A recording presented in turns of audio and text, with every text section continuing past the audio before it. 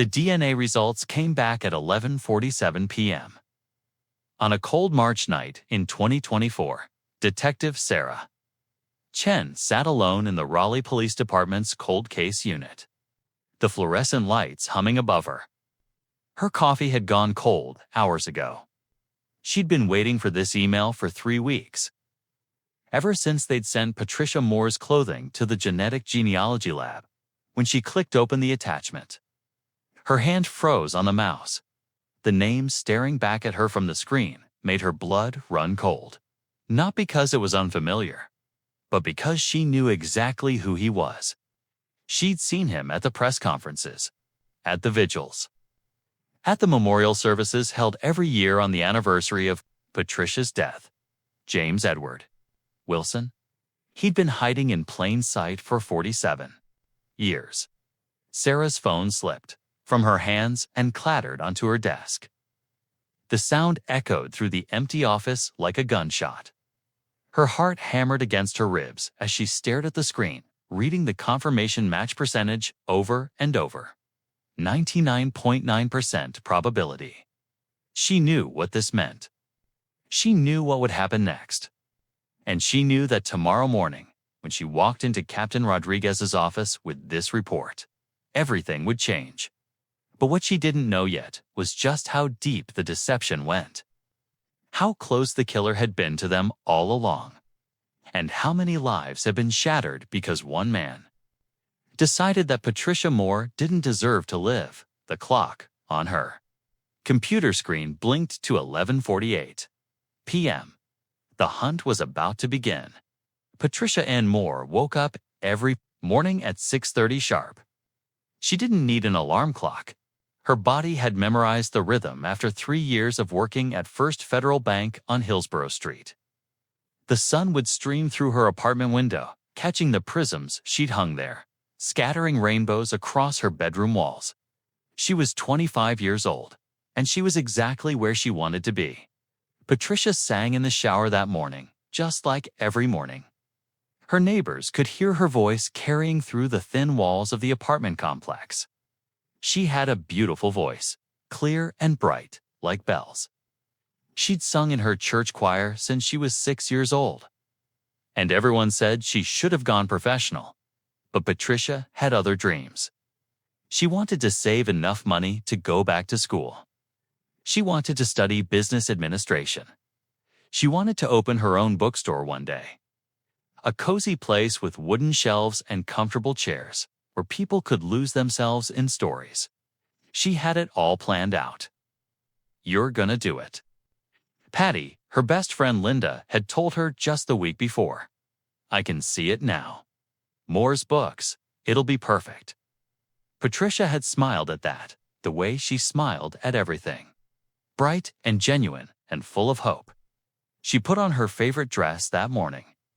Navy blue with white polka dots. She'd bought it on sale at Belk's, and every time she wore it, she felt like she could conquer the world.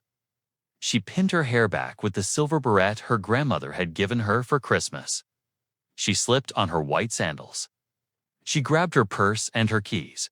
She locked her apartment door at 7-15. She would never walk through it again. The bank wouldn't open until 9. But the employees arrived early to prepare for the day. Patricia was always one of the first ones there. She liked the quiet morning hours, the way the sun hit the marble floors, the smell of fresh coffee brewing in the break room. "Morning, Patty," called out Margaret, the head teller. Margaret was 53 and had worked at the bank for 20 years. She treated Patricia like a daughter. "Good morning, Marge." Patricia set her purse in her locker and poured herself a cup of coffee. "Black, 2 sugars." "Did you finish that mystery novel I gave you?" Margaret laughed. "Stayed up until 2 in the morning. I couldn't put it down. You were right about the butler." They talked about books while they counted their cash drawers. Patricia recommended 3 more titles. Margaret wrote them down on a slip of paper, tucked it into her pocket. What they didn't know was that someone was watching them through the glass doors. Someone who had been watching Patricia for weeks. Someone who had memorized her schedule, her routines. Her habits? Someone who had already decided that today would be her last day. James Wilson walked into First Federal Bank at 9:15 a.m. He was 24 years old. Recently married, working as an electrician for a local construction company. He had a savings account at the bank, a modest balance. Nothing remarkable. He'd been coming to this branch for 6 months, always requesting Patricia's window when she was available. He was polite, soft-spoken. He always said please and thank you. He smiled, but not too much. He never made anyone uncomfortable. Patricia had helped him open a Christmas savings account in December. They'd chatted about holiday plans. She'd mentioned that she was going to her parents' house in Greensboro. He'd nodded and smiled and said that sounded nice. He'd filed away every detail she shared. On this particular morning, he made a small withdrawal, $50. Patricia processed it efficiently, her fingers flying across the adding machine. She counted out his bills, slid them across the counter. "Have a wonderful day." "Mr. Wilson," she said, exactly like she said to every customer. "You too, Miss Moore." He left the bank at 9:22 a.m. He got into his truck and drove away. But he didn't go to work. He parked 3 blocks away, in the lot behind the Piggly Wiggly grocery store. He waited. He watched the clock on his dashboard. He smoked cigarettes, one after another, stubbing them out in his ashtray. He knew Patricia got off work at 5:30. He knew she walked to her car, a powder blue Chevy Nova parked in the employee lot behind the bank. He knew she took the same route every single day. He'd been planning this for 2 months. Patricia said goodbye to her coworkers at 5:28. She was meeting Linda for dinner at 6:30 at their favorite Italian restaurant downtown. They had reservations. Patricia had been looking forward to it all week. She walked out the back door of the bank, her purse over her shoulder, her keys in her hand. The late afternoon sun cast long shadows across the parking lot. Somewhere nearby, a mockingbird sang its evening song. 3 other bank employees walked out at the same time, but they all headed in different directions to their cars. Patricia's Nova was parked at the far end of the lot, under a sprawling oak tree. She never reached it. What happened next took less than 3 minutes. James Wilson had parked his truck along the side street, hidden partially by a dumpster. When Patricia walked past, he got out. He called her name. She turned around. She recognized him. One of her regular customers. She smiled, started to say hello. He grabbed her, one of the other bank employees. A young man named David Richards heard something. A muffled sound. He turned, looked across the parking lot, but didn't see anything unusual. Patricia's car was still there. Everything looked normal. He got in his own car and drove away. By the time Linda arrived at the restaurant at 6:30 and realized Patricia hadn't shown up. By the time she called Patricia's apartment and got no answer.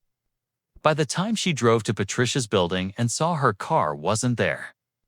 By the time she called Patricia's parents in panic, Patricia Moore was already dead. Patricia's father, Robert Moore, called the Raleigh Police Department at 8:15 that night. His daughter was missing. She wasn't answering her phone. She wasn't at home. She'd missed plans with her best friend. This wasn't like her. Something was wrong. The officer who took the call was kind but firm. An adult missing for a few hours didn't qualify as an emergency. She'd probably show up. Maybe she'd gone somewhere and lost track of time. "You don't understand," Robert said, his voice breaking. "Patty wouldn't do this. She wouldn't disappear without calling. Please, you have to look for her." The officer said they'd send someone to check her apartment. They'd keep an eye out. They'd call if anything came up. Robert Moore hung up the phone and looked at his wife, Helen. They'd driven the hour from Greensboro the moment Linda had called them. Helen was crying, clutching Patricia's baby photo to her chest. "We'll find her," Robert said. But his voice shook when he said it. They both knew. Parents always know. Something terrible had happened to their daughter.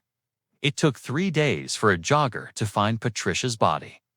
Umstead State Park, 5 miles from downtown Raleigh.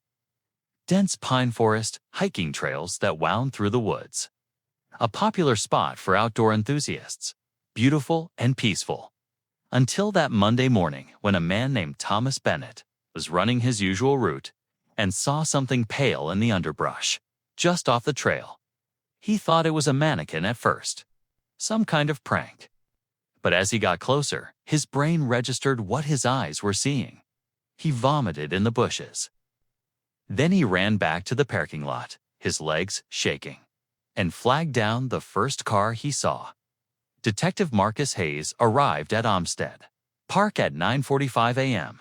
He was 38 years old, a veteran of the Raleigh Police Department with 15 years on the force. He'd worked dozens of homicides. He thought he'd seen everything. But when he looked down at Patricia Moore's body, partially covered with pine needles and leaves, her navy blue dress torn and dirt-stained, her face peaceful despite the ligature marks around her neck, he felt something crack inside his chest. She looked so young. The medical examiner, Dr. Paul Simmons, knelt beside the body. He moved carefully, methodically.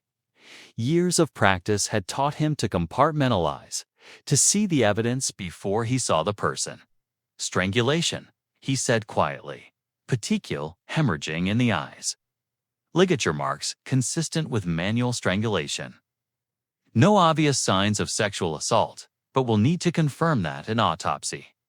Marcus wrote everything down in his notebook. His handwriting was shaky. How long? He asked. Based on decomposition and insect activity, I'd say 3 to 4 days. The cooler temperatures slowed the process. 3 to 4 days. That matched the timeline of her disappearance. The crime scene technicians photographed everything. They collected samples. They bagged her clothing, her jewelry, everything that might hold evidence. They searched the surrounding area for anything the killer might have left behind. They found tire tracks in the soft earth near the trail. They took castings. They found cigarette butts near the access road. They collected those to what they didn't find was much hope. In 1977, DNA analysis didn't exist. Genetic testing was science fiction. They had fingerprints, if they were lucky. They had witness testimony. They had physical evidence that might point them in a direction, but they didn't have the tools. That would one day make all the difference. Marcus Hayes worked the case like his life depended on it. Maybe it did. Maybe every detective has that one case that changes them, that makes them understand why they do what they do. Patricia Moore was his. He interviewed everyone at the bank. Every employee, every regular customer, everyone who might have seen something. Margaret, the head teller, sobbed through the entire interview. She was such a good girl, Margaret kept saying. Such a sweet girl. Who would do this? Who would hurt her? Marcus didn't have an answer. He interviewed Patricia's friends, her family, her neighbors. He built a timeline of her last day. He traced her movements from the moment she woke up to the moment she disappeared. The bank's employee parking lot became a secondary crime scene. They found nothing useful. No blood, no signs of struggle. No witnesses who saw anything. It was like she'd vanished into thin air until they found her car. A patrol officer spotted Patricia's powder blue Chevy Nova on Thursday morning, parked on a residential street 2 miles from the bank. It had been there for days. Neighbors thought it belonged to someone visiting the family across the street. The crime scene techs went over every inch of that car. They found Patricia's purse on the passenger seat. Her wallet was still inside, $23 in cash, untouched. Her driver's license. Her library card. A photo of her with Linda, arms around each other, smiling. They found fibers on the driver's seat that didn't match Patricia's clothing. They found a partial fingerprint on the rearview mirror. They found a strand of hair caught in the passenger door. They documented everything. They collected everything.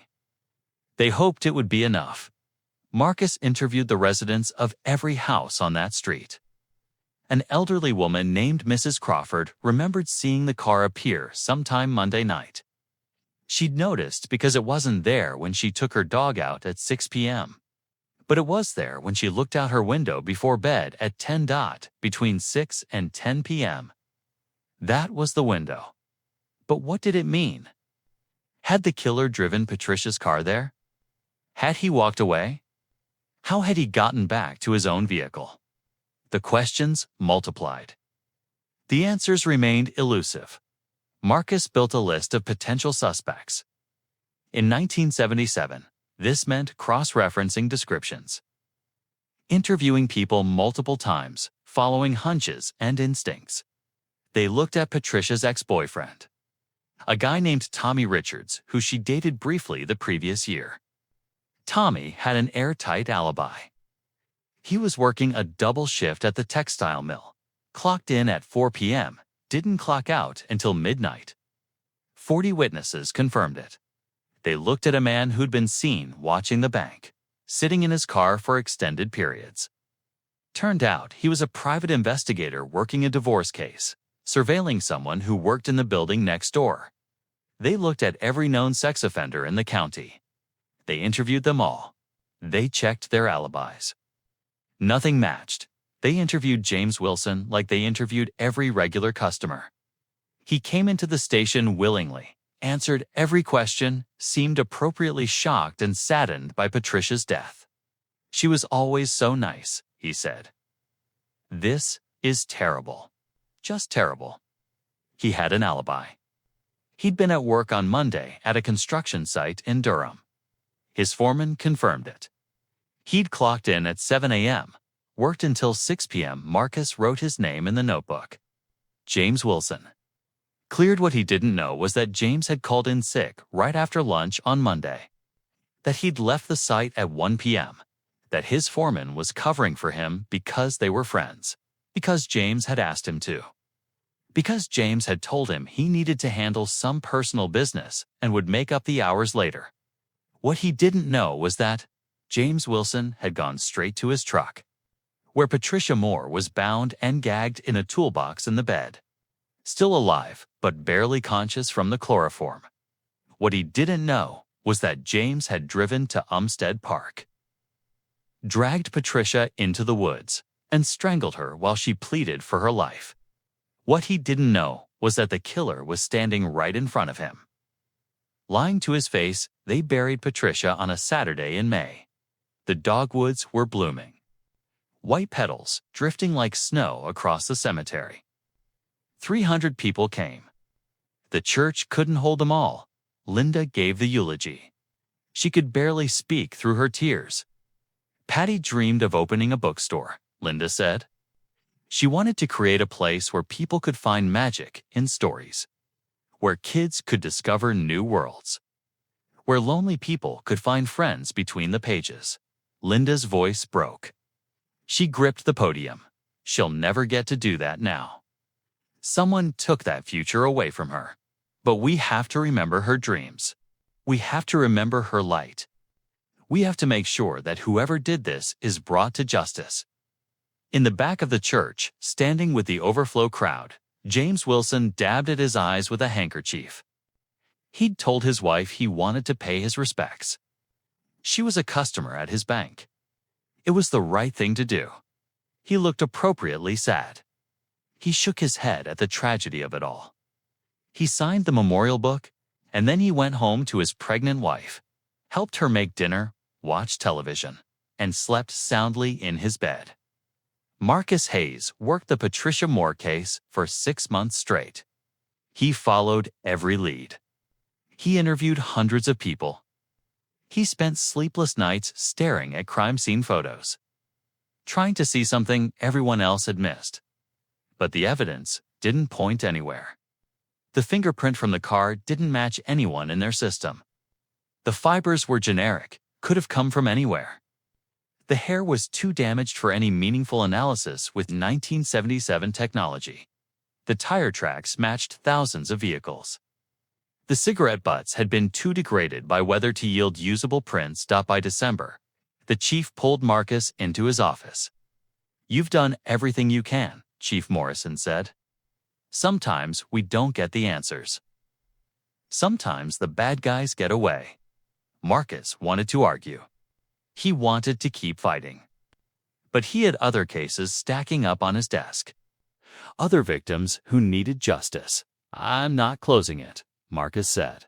"It's still active." "It's still active," the chief agreed. "But you need to move forward. Let patrol keep an eye out. Maybe something will shake loose." But nothing did. Years passed. Marcus eventually retired, but he never forgot Patricia Moore.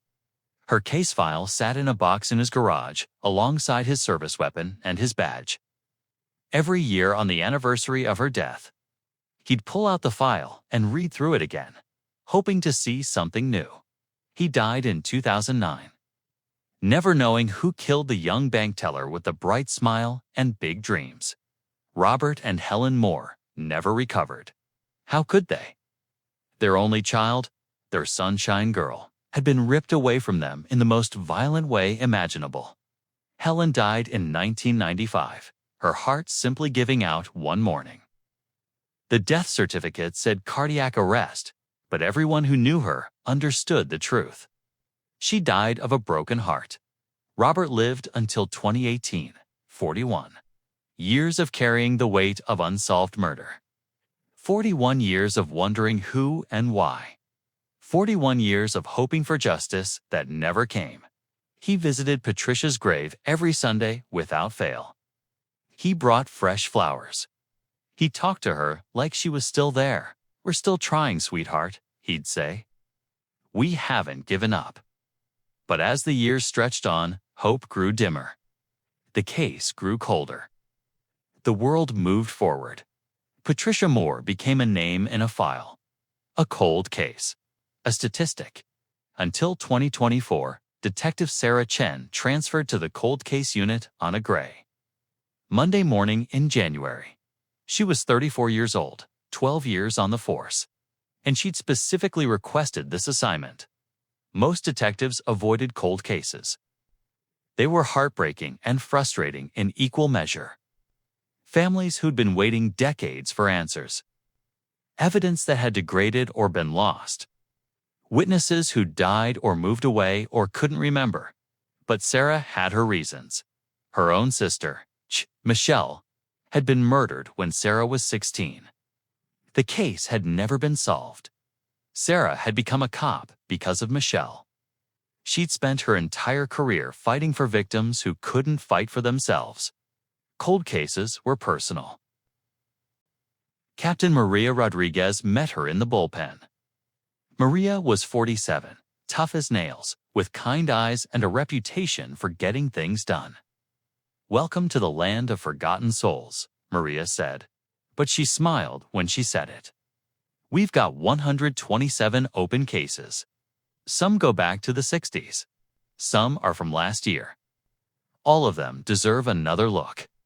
She handed Sarah a stack of files. "Start anywhere. See what speaks to you?" Sarah carried the files to her new desk, a corner spot by the window overlooking downtown Raleigh. She set down her coffee and started reading. The third file she opened was Patricia Moore. Sarah spread the contents across her desk. Crime scene photos. Witness statements. Interview transcripts. Evidence logs. A whole life reduced to paperwork and photographs. Patricia smiled at her from an old photo. Navy blue dress with white polka dots. Silver barrette in her hair. 25 years old forever. Sarah read Detective Marcus Hayes's notes. She could feel his frustration in every word.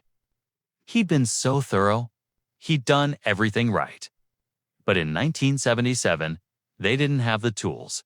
In 2024, they did. Sarah pulled up the evidence log on her computer. She cross-referenced it with the property room inventory. Patricia's clothing had been preserved. The fibers collected from her car had been preserved. The hair from the passenger door had been preserved. Everything had been stored in the climate-controlled evidence room. Logged and cataloged, waiting, Sarah picked up her phone and called the lab. "This is Detective Chen from Cold Case. I need to talk to someone about DNA testing." The forensic scientist who answered Sarah's questions was a woman named Dr. Jennifer Park. She was 40, with silver-streaked black hair and an infectious enthusiasm for genetic science. "We've made incredible advances in the last decade," Jennifer explained when Sarah visited the lab the following week. "Not just in DNA extraction and analysis, but in genetic genealogy.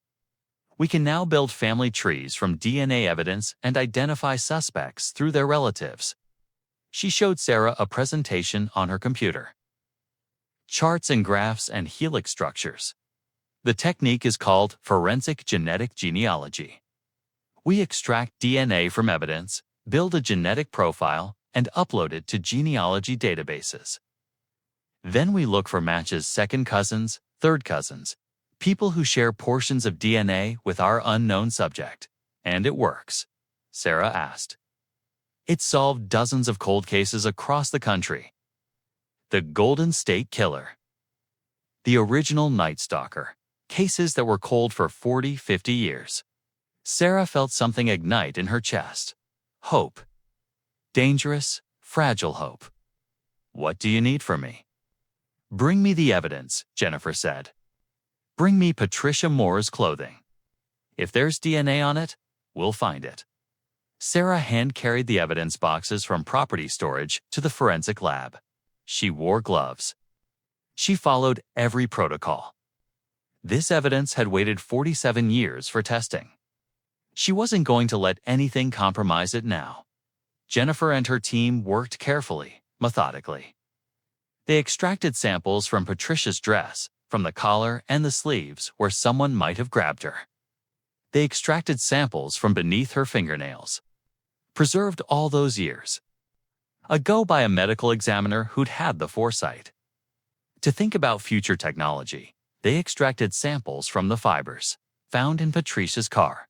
And they found him mixed with Patricia's DNA transferred during the struggle. Preserved in the fabric of her dress and under her nails, they found male DNA.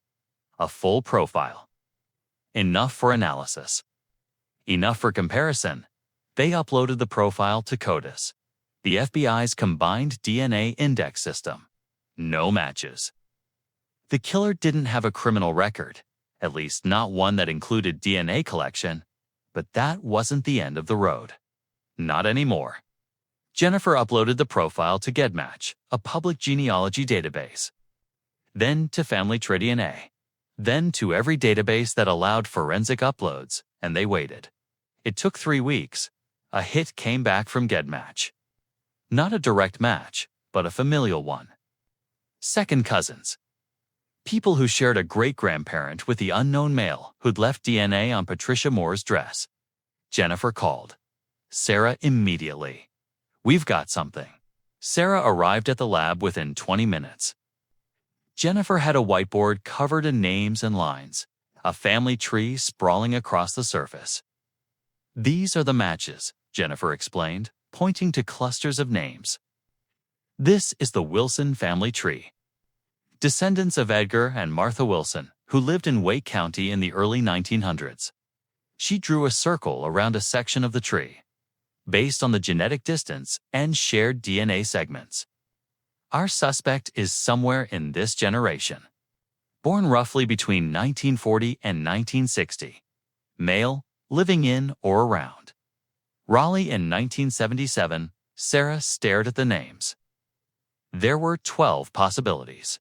"Now we narrow it down," Jennifer said. "We look at who was in the right place at the right time. Who had opportunity. Who had connection to the victim." Sarah started with the basics. She pulled DMV records, criminal histories, employment records. She built dossiers on each of the 12 men. 3 had died before. 1,977, eliminated. 4 had been living out of state in 1977. Unlikely, that left 5. Sarah dug deeper. She pulled bank records from 1977, tracking down archived files that had been digitized years ago. She looked for any connection to First Federal Bank, and there it was, James Edward Wilson. Born April 15, 1953. Current age, 71. Address, 2847 Oakwood Drive. Raleigh. Bank records showed he'd had an account at First Federal Bank in 1977. Sarah felt her pulse quicken. She pulled his driver's license photo. A man in his early 70s, gray-haired. Wearing glasses, ordinary, unremarkable, she compared it to his 1977 photo from his license application. Stored in the state archives, the same face, just younger. Dark hair, clean-shaven. 24 years old in 1977. Sarah's hands shook as she pulled up the old case file. She found Detective Hayes' interview logs. There it was. James Wilson. Interviewed May 6, 1977. Cleared due to alibi. I found him, Sarah whispered. Sarah knew that DNA evidence alone wasn't always enough for a conviction. She needed more. She needed to build an airtight case. She started by confirming the alibi from 1977. She tracked down the construction company's old records stored in a warehouse. She found the foreman's name, Donald Pruitt. Pruitt was 83 now, living in a nursing home in Durham. Sarah visited him on a Tuesday afternoon. Mr. Pruitt. I'm investigating a cold case from 1977. You were a foreman for Henderson Construction. Pruitt's eyes were rheumy, but his mind was sharp. Long time ago, he said. What do you need? You had an employee named James Wilson. Do you remember him? Pruitt was quiet for a long moment. Then he nodded slowly. Jimmy. Yeah, I remember Jimmy. He had an alibi for a date in May 1977. He said he was at work all day. You confirmed it. Pruitt looked down at his hands. I lied, he said quietly. Sarah's heart stopped. What? I lied. Jimmy called in sick that day. Left around lunchtime. Asked me to cover for him if anyone asked. Said he had some personal business to handle. I didn't think nothing of it at the time. He was a good worker. I figured he deserved a break. Pruitt looked up at Sarah, tears in his eyes. But then a cop came around asking questions. And Jimmy asked me to stick to the story. Said it was important. Said he'd been running errands and didn't want his wife to know. Did you ever ask him why? I did, years later. After I heard about that poor girl. But Jimmy said he didn't know nothing about it. Said he'd just been taking care of business. I wanted to believe him. Pruitt's voice broke. Did he do it? Did Jimmy kill that girl? Sarah chose her words carefully. We're investigating all possibilities. But they both knew the truth. Sarah couldn't arrest James Wilson. Not yet. She needed to confirm the DNA match with a fresh sample. She needed to be absolutely certain, so she watched him. James Wilson lived in a modest brick ranch house in a quiet neighborhood. Married for 48 years to a woman named Dorothy. 3 adult children, 7 grandchildren. By all appearances, a normal life. He worked part-time at a hardware store. He attended church on Sundays. He played golf on Wednesday afternoons. Sarah followed him for 2 weeks. She learned his routines. She watched him interact with his family, his friends, his coworkers. He looked like someone's grandfather. Kind face. Slow movements. He helped elderly customers at the hardware store. He held doors open for women. He smiled at children. How many times had he walked past Patricia Moore's grave in the cemetery? How many times had he seen her parents grieving? How many times had he slept peacefully knowing what he'd done?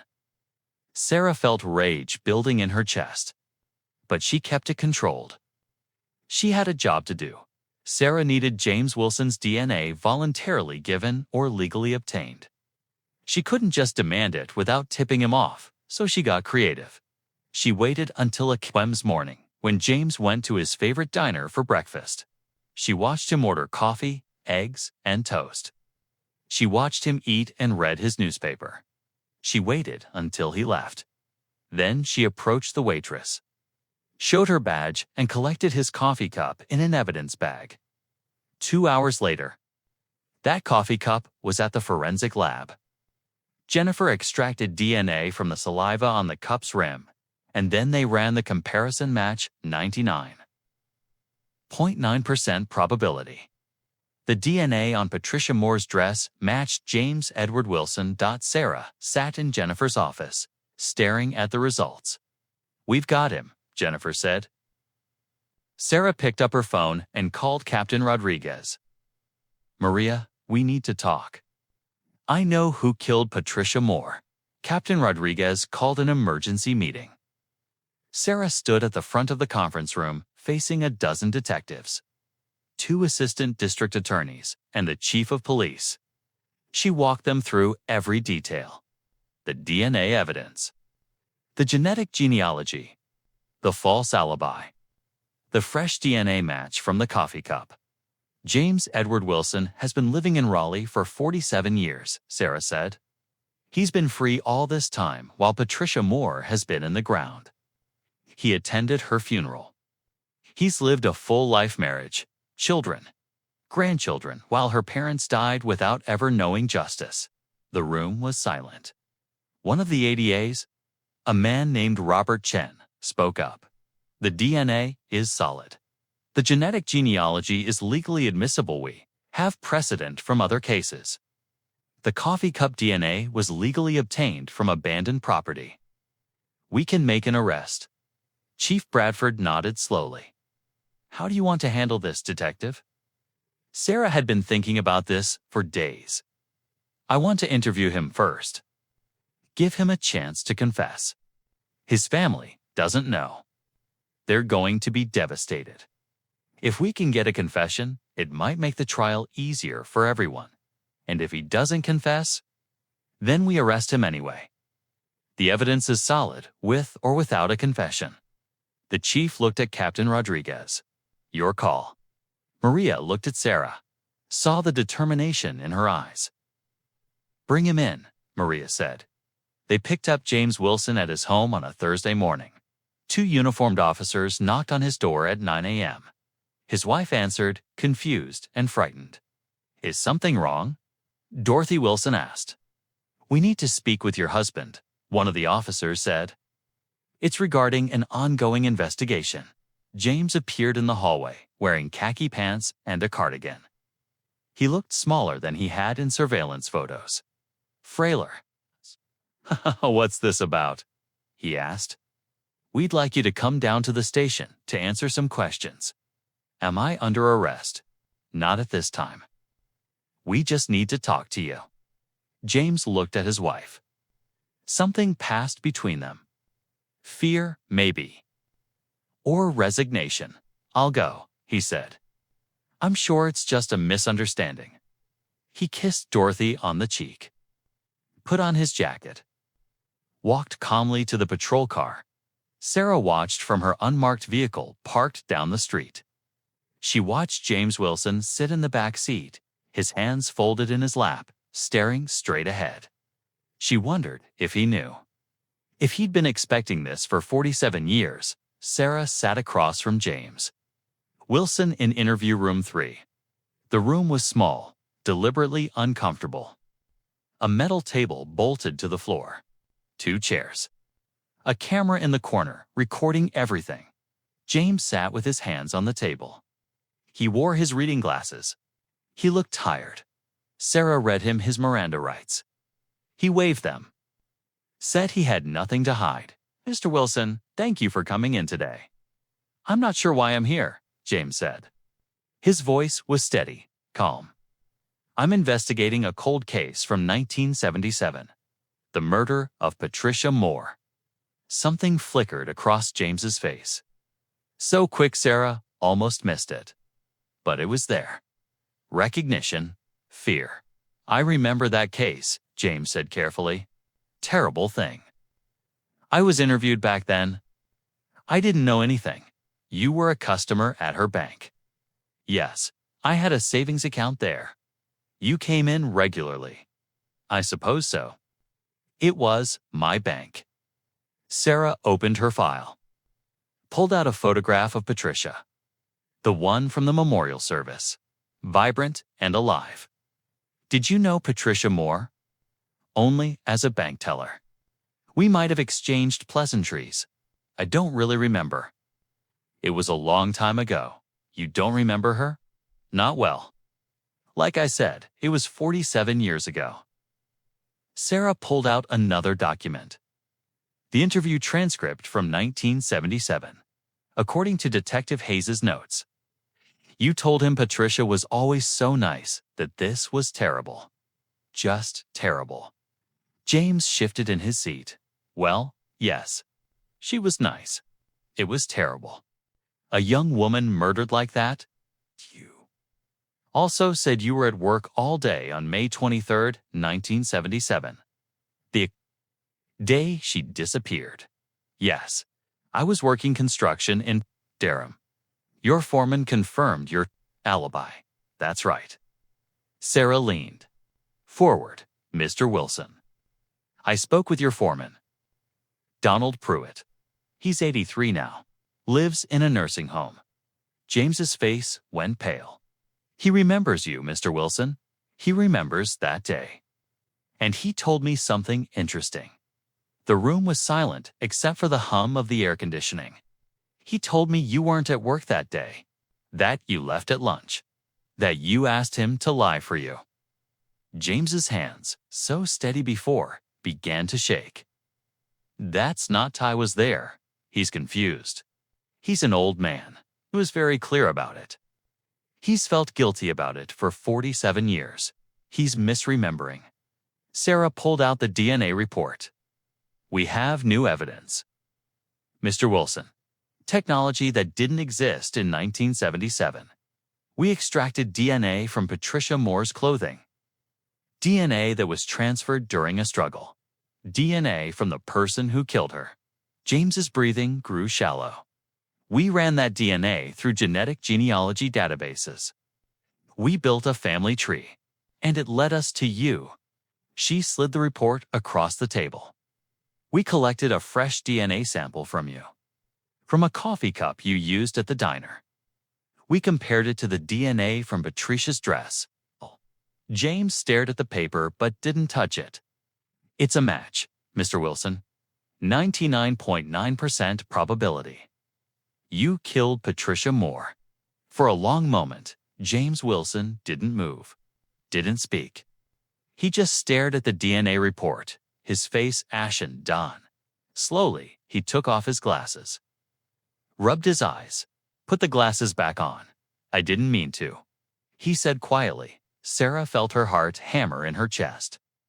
She kept her voice calm. Tell me what happened. James was silent for a long moment. When he finally spoke, his voice was barely above a whisper. I'd been watching her for weeks. I don't know why. She was just so ... pretty. So kind. Every time I went to the bank, she'd smile at me. Talk to me. Make me feel like I mattered. He looked up at Sarah, and there were tears in his eyes. I was young. I was married, but things were hard. My wife was pregnant. We were broke. I was working construction, barely making ends meet. And there was Patricia, looking like she had the whole world in front of her. What happened on May 23rd? I went to the bank that morning. I was going to ask her out. I don't know what I was thinking. I knew she'd say no. I knew it was wrong. But I couldn't stop thinking about her. His hands clenched on the table. I saw her at lunch. She was walking to get food. I followed her. I tried to talk to her. But she was polite but distant. Professional. She didn't see me the way I saw her. So you left. No. James's voice broke. No, I went back that evening. I waited in the parking lot. I'd called in sick at work, asked Donnie to cover for me. I told myself I just wanted to talk to her one more time. But it wasn't just talk. When she walked to her car, I called her name. She turned around. She recognized me. She smiled, and something just snapped inside me. Sarah waited. Let the silence stretch, crapped her. Put my hand over her mouth. I had chloroform in my truck hide, stolen it from the construction site. I used it on her. She struggled, but I was stronger. Then what? I put her in my truck. Drove to Olmsted Park, I thought. I don't know what I thought. That maybe I could talk to her, that maybe she'd understand, but she didn't.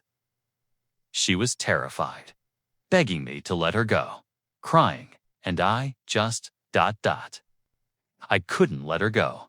She'd tell everyone. My life would be over. James looked directly at Sarah now, so I killed her. I strangled her. She fought, but I was stronger. It took a few minutes. When it was over, I covered her body with leaves. Then I drove her car to that neighborhood and walked back to my truck. And then you went home. And then I went home.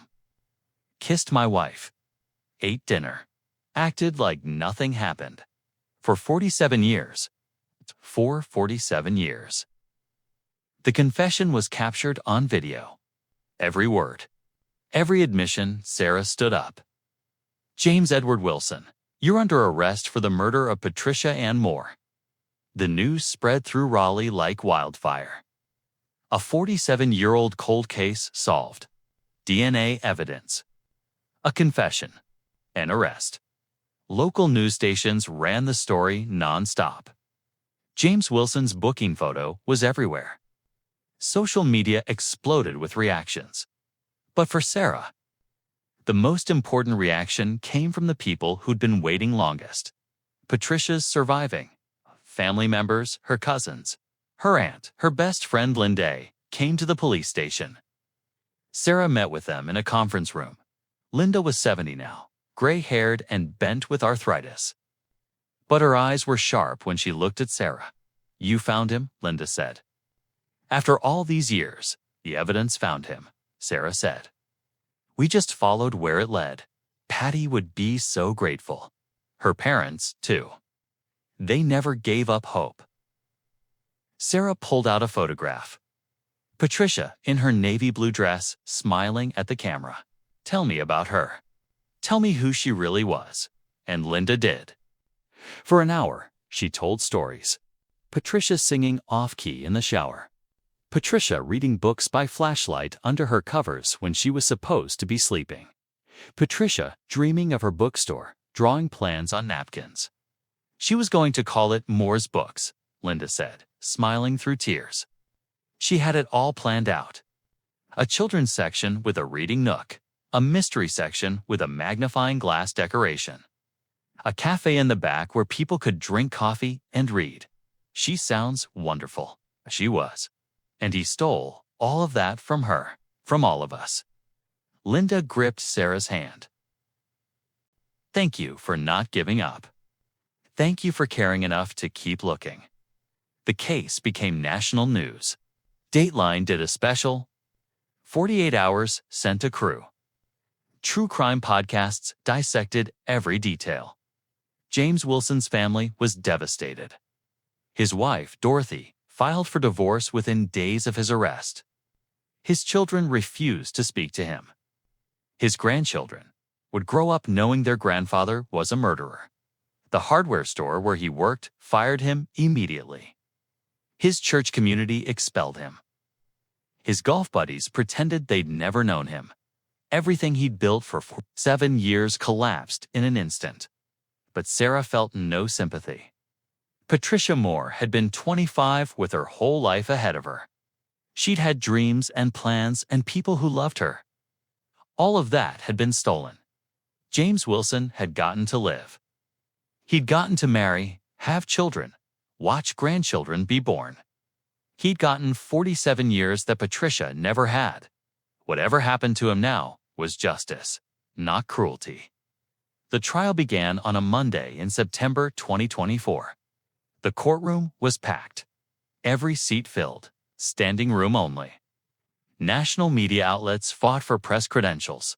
The prosecutor was Assistant District Attorney Robert Chen. He stood before the jury 12 men and women who'd been selected carefully, who'd sworn they could deliver a fair verdict. In May of 1977, Robert began. Patricia Ann Moore was 25 years old. She worked as a bank teller. She saved her money to go back to school. She dreamed of opening a bookstore. She sang in her church choir. She was somebody's daughter, somebody's friend, somebody's whole world. He paused, let the words sink in. On May 23, 1977, James Wilson decided that none of that mattered. He decided that what he wanted was more important than Patricia's life. He decided to watch her, to follow her, to attack her, to kidnap her, and to murder her. Then he decided to lie about it for 47 years while Patricia's parents died without ever knowing justice. Robert walked to the evidence table, picked up an evidence bag containing Patricia's dress. This dress holds the truth. DNA evidence, invisible in 1977 but clear as day in 2024, proves that James Wilson killed Patricia Moore. You will hear from forensic experts. You will hear the defendant's own confession. And when you've heard all the evidence, you will have no choice but to deliver the only verdict that fits the facts. Guilty of first-degree murder. James Wilson's defense attorney was a man named Gerald Thompson. He was 60, experienced, and facing an impossible task. Ladies and gentlemen of the jury, Gerald said in his opening statement, no one disputes that what happened to Patricia Moore was a tragedy. No one disputes that whoever killed her should be held accountable. He walked slowly in front of the jury box, but we must hold the state to its burden of proof. We must examine the evidence carefully. We must remember that my client is 71 years old, and the crime allegedly occurred 47 years ago. Memories fade. Evidence degrades. And sometimes, in our desire for justice, we see what we want to see rather than what's actually there. It was a weak defense, and everyone in the courtroom knew it. The DNA was ironclad. The confession was voluntary and recorded. There was no reasonable doubt, but Gerald Thompson had a job to do. So he did it. The prosecution called witness after witness. Dr. Jennifer Park testified about the DNA evidence. She explained genetic genealogy in simple terms.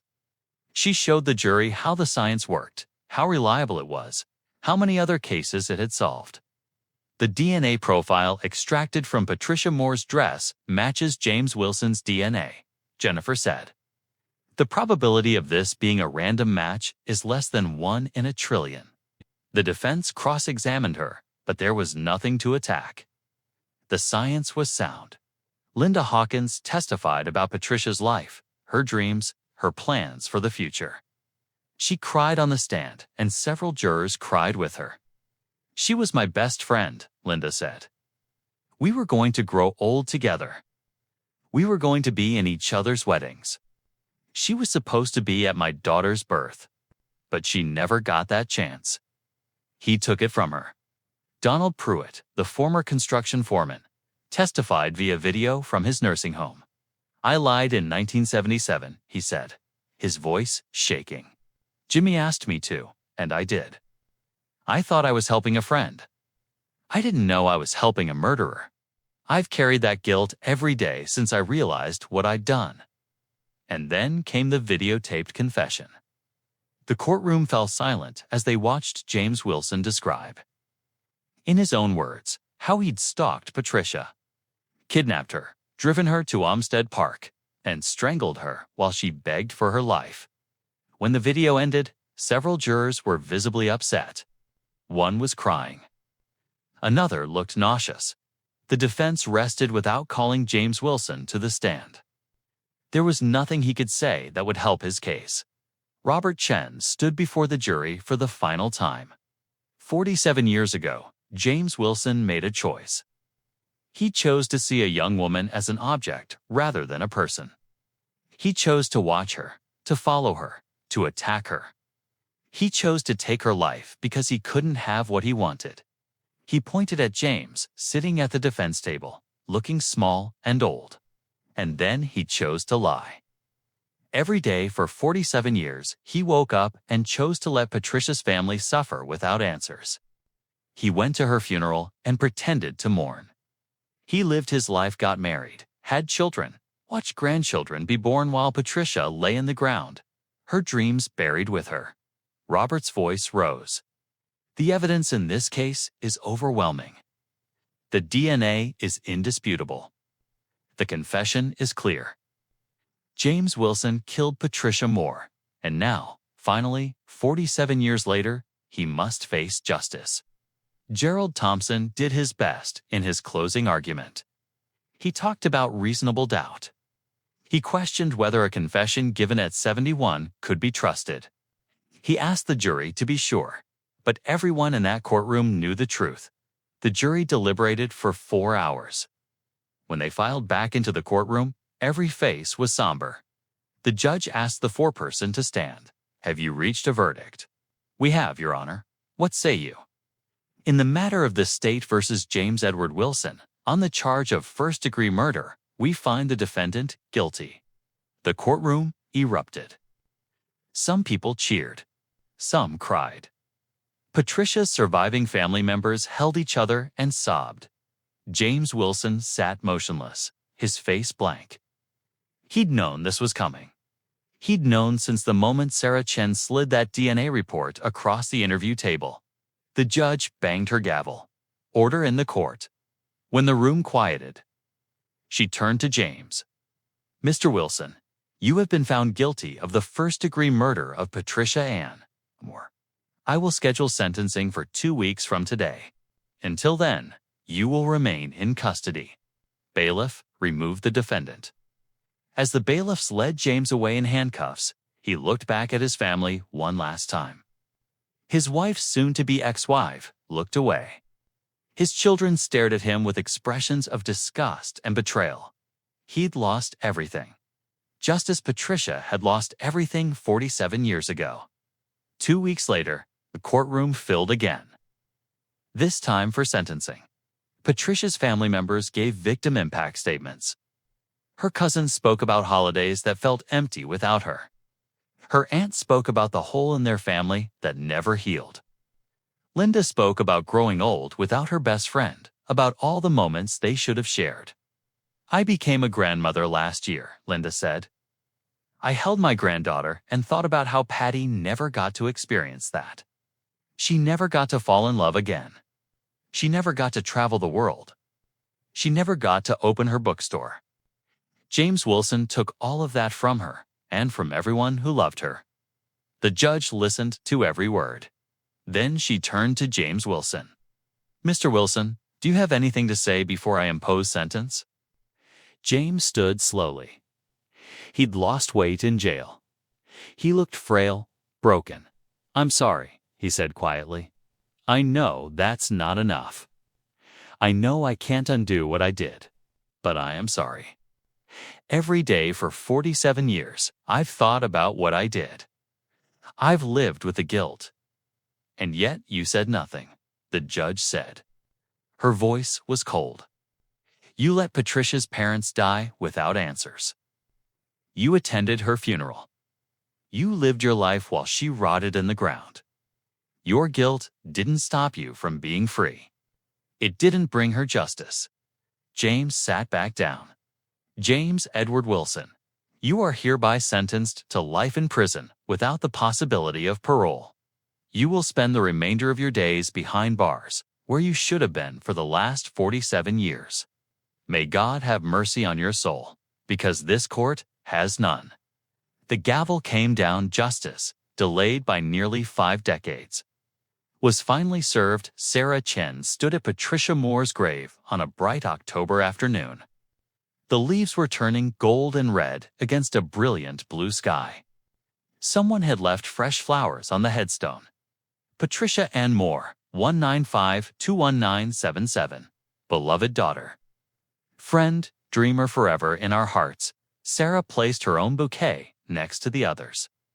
White roses, because Linda had told her those were Patricia's favorite. "We got him," Sarah said quietly.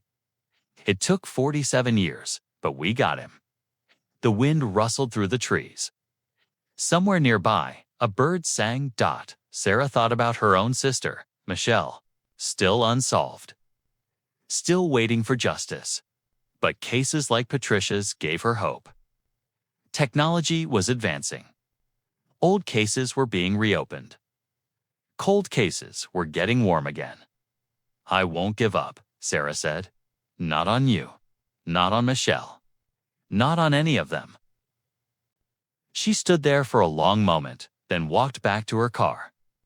She had work to do. There were 126 other cold cases waiting on her desk. The Patricia Moore case made headlines across the country. It became a textbook example of how genetic genealogy could solve even the coldest cases. Other police departments reached out to Raleigh PD, asking for advice.